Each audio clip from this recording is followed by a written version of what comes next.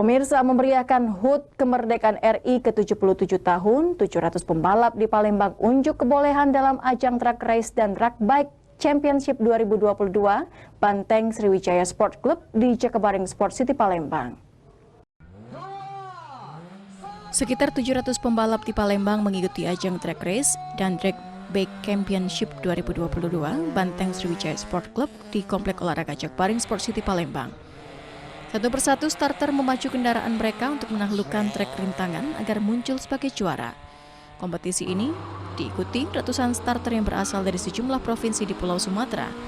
Ajang ini juga menjadi sarana bagi para pecinta otomotif untuk menyalurkan hobi dalam mengisi Hari Kemerdekaan RI ke-77 tahun 2022. Ajang kompetisi otomotif ini terdiri dari track race dan track bike dengan kategori track race terbagi dari 14 kelas. Sedangkan track bike terdiri dari 21 kelas yang memperebutkan hadiah total sekitar 250 juta rupiah.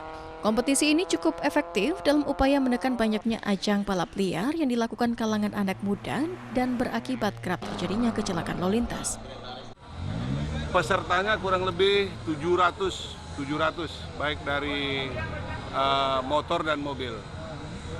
Mudah-mudahan ini menjadi semacam obat penawar rindu bagi pembalap-pembalap baik itu mobil maupun motor yang ada di Sumatera Selatan. Pasti ini untuk menghidupkan kembali olahraga otomotif yang sudah 2 tahun ini vakum semenjak kita sama-sama dilanda pandemi Covid.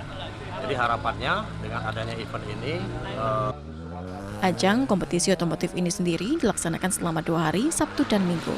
Sabtu untuk kategori track race, sedangkan Minggu untuk kategori track bike. Dari Palembang, Muhammad Rizafali VI News melaporkan.